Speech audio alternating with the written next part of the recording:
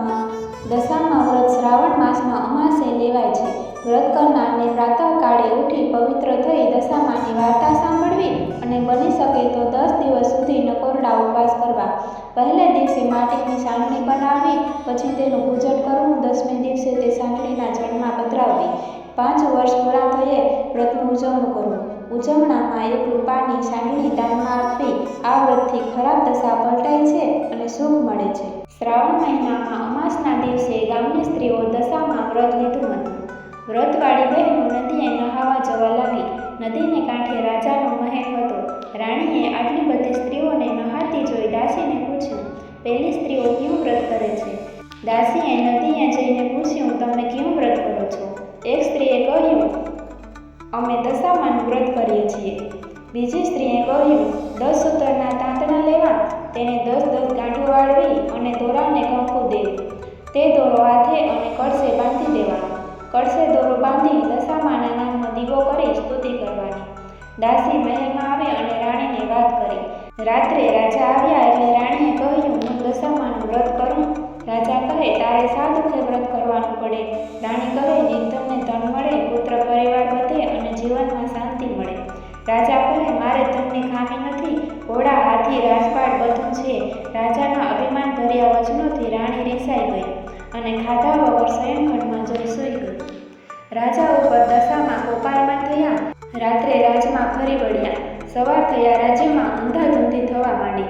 ભંડારમાં પૈસાય ન મળે, કોઠારમાં જોવા જાય તો અનાજ ન મળે. રાજાને વિનવીને કહેવા માંડી, હવે તમે પહેરેલા લુગડે બહાર નીકળો, તમારે માટે ખરાબ દશા બેઠી છે. રાજા અને રાણી 2 કુંવરોને લઈ ત્યાંથી ચાલી નીકળ્યા અને ગામની પાદરે ફૂલવાડીમાં બેઠા. ત્યાં તો ફૂલવાડી બળીને ભસ્મ થઈ ગઈ. રાણી રાજાને કહે છે, આપણી દશા કઠણ છે, તો હવે આપણે અહીં રહેવા સારું નથી. આમ વિચારી રાજા રાણી ત્યાંથી નીકળ્યા. રસ્તામાં કુંવરને ભૂખ લાગી. આટલામાં રાણીની બહેનપણીનું ઘર આવ્યું. રાણી કહે, બહેન, બટકો રોટલો આપીશ? જા ભિખારણ, મારા ઘેર બટકો રોટલો લેવા આવી છે, તે શરમ નથી આવતી? બહેનપણીએ કહ્યું. તેઓ ત્યાંથી આગળ ચાલ્યા. કુંવરોને તરસ લાગી. રાણી બંને રાજકુમારને લઈ વાવમાં પાણી પીવડાવવા જાય છે. ત્યાં બંને રાજકુમારોને દશામાએ વાવમાં ખેંચી લીધા. રાણી રોતી અને કલ્પાત કરતી રાજા પાસે આવી અને કહ્યું, આપણા બંને દીકરા વાવમાં પડી ગયા. રાજા કહે, કલ્પાત શા માટે કરો છો? જેના હતા તેને લઈ લીધા. ત્યાંથી તેઓ દૂર ચાલ્યા એટલામાં રાજાની બહેનનું ગામ આવ્યું. રાજા કહે, આ તો મારી બહેનનું ગામ છે, તેમને મળ્યા વગર કેમ જવાય? ગામમાં પખાલી સાથે તેને કહેડાવ્યું કે તમારી ભાઈ ભોજાઈ મળવા આવ્યા છે. બહેનને વિચાર કર્યો કે ભાઈની કઠણ દશા હોય તો આવ્યા હોય, નહીં તો ઘોડાગાડી રથ પાલખી વગર કેમ આવે? બહેને સુખડી બનાવી. સુખડી અને સોનાનું ભારે સાંકળું લઈ તેને માટલામાં મૂકીને મોકલ્યું. પરંતુ જ્યારે રાજાએ માટલી ખોલી ત્યારે સુખડી કોળસો થઈ ગઈ અને સાંકળો સાપ બની ગયો.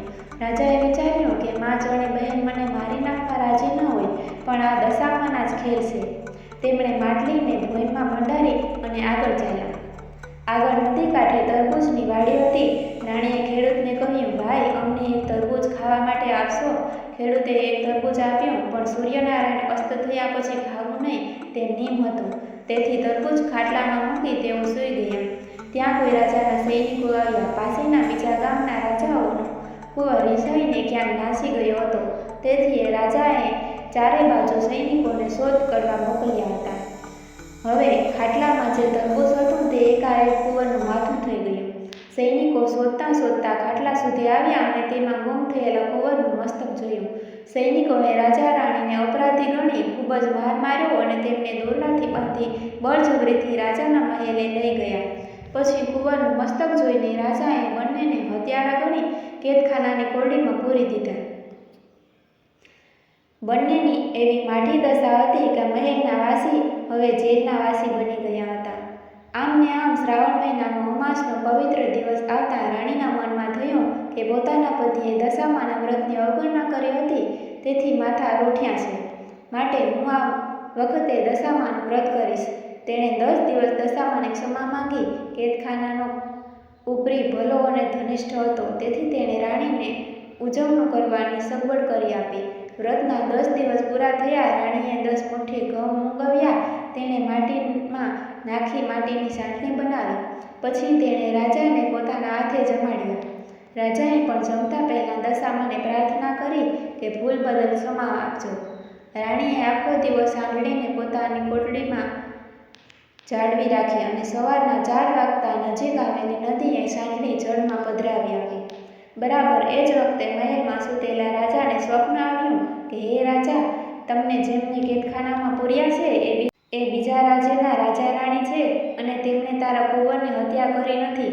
તારો કુંવર તેના મોસાળે છે. તે હવે આજે સવારના પહોરમાં જ મહેલ પાછો ફરશે. માટે ભલા રાજા રાણીને કેદખાનામાંથી મુક્ત કરી તેમની ક્ષમા માંગજે. જે તે આ મારી વાત ન માની તે જેવી રાજા રાણીની અવદશા થઈ તેવી જ દશા તારી પણ થશે. સ્વપ્નમાં દશામાએ રાજાને દોરવણી આપી હતી. રાજા પછી સૂતો નહીં અને મહેલમાં બધાને સ્વપ્નની વાત કરી જણાવી. સવારે કુંવરો આવી જશે. સવારના પહોરમાં રાજકુમાર ઘેર આવ્યા. રાજાએ ખાતરી કરવા પેલું કુંવરનું માથું જોયું તો લીલું તાજું તરબૂચ હતું. સપનું સાચું પડ્યું તેથી પેલા રાજા રાણીને જેલમાંથી લઈ આવી ક્ષમા માંગી. તેમને નવડાવી સારા વસ્ત્રો પહેરાવી જમાડ્યા. રાજા રાણીને રજા આપી અને કહ્યું, તમે મારા ગુનામાં નથી, પણ તમારા ઉપર કોઈ દેવનો કોપ ઉતર્યો હોય એમ લાગે છે. રાજા રાણીને કહે છે, ચાલો આપણે ચાલી નીકળીએ. હવે આપણી દશા વળતી લાગે છે. ત્યાંથી તેઓ ચાલી નીકળ્યા. રાજા રાણી ત્યાંથી રથમાં બેસી બહેનના ઘર પાસે જાય છે. રાજા વિચારે છે કે જણી બહેન મારવા રાજી ન હોય, માટે માટલી કાઢી જતા જોઈએ. જ્યાં ખોદીને જુએ છે તો માટલીમાં સરસ ખાવા જેવી સુખડી અને સોનાનું સાંકડું દીઠું. માટલી રથમાં મૂકી રાજા રાણી આગળ ચાલ્યા. દશામાએ વિચાર્યું કે રાજાના બંને દીકરા લીધા ખરા, પણ પાછા કેવી રીતે આપવા? તેમણે ગરડા ડોશીનું રૂપ લીધું. છોકરાને આંગળીએ વળગાવીને આવ્યા અને બૂમ પાડી, ભાઈ રથ ઊભો રાખો. આ બંને રાજકુમારો જેવા છોકરા ભૂલા પડી ગયા છે. રાજાએ રથ ઊભો રાખ્યો અને તેમણે પોતાના છોકરાઓને ઓળખ્યા અને બંને રાજકુમારોને વહાલથી ઉપાડી લીધા. આ ડોશીમાં દશામાં હતા. તેમણે રાજાને કહ્યું, હે રાજા, હવે તમારી વળતી દશા થઈ છે. તમે તમારી રાણીના વ્રત અંગે ગમે તેમ બોલ્યા હતા, અભિમાનના વચનો બોલ્યા હતા, તેથી તમારી દશા કપરી બની હતી. હવે તમને સમજાયું હશે કે કોઈ પણ દેવદેવીની અવગણના, કોઈ વ્રતની અવગણના કરવાથી કેવી બુરી દશા થાય છે. હવેથી તમે કોઈ પણ દેવદેવીની નિંદા કરશો નહીં, કોઈ પણ વ્રત વગોડશો નહીં. આટલું કહી ડોશી રૂપે આવેલા દશામાં અંતર્ધ્યાન થઈ ગયા. બધા રથમાં બેસી આગળ વધ્યા અને રાણીની બહેનપણીના ઘર આગળ આવ્યા. આ એ જ બહેનપણી હતી કે જેને પ્રથમ મુલાકાત વખતે રાણીને ધૂતકારી હતી. એ જ બહેનપણી દોડીને રાણીને ભેટી પડી અને બધાને જમીને જવા કહ્યું. રાણી બોલી, બહેન, મારે દશા કઠણ હતી ત્યારે તે કડકો રોટલો ખાવા આપ્યો નહોતો. હવે તો મિષ્ટાન જમાડે છે તે નકામા છે. આમ કહીને રાણીએ રાજાને રથમાં અંકારી મૂકવા કહ્યું. ત્યાંથી નીકળી તેઓ પેલી ફૂલવાડી આગળ આવ્યા અને તેઓ વાડીમાં બેઠા તેવી જ ભળી ગયેલી વાડી લીલીછમ બની ગઈ.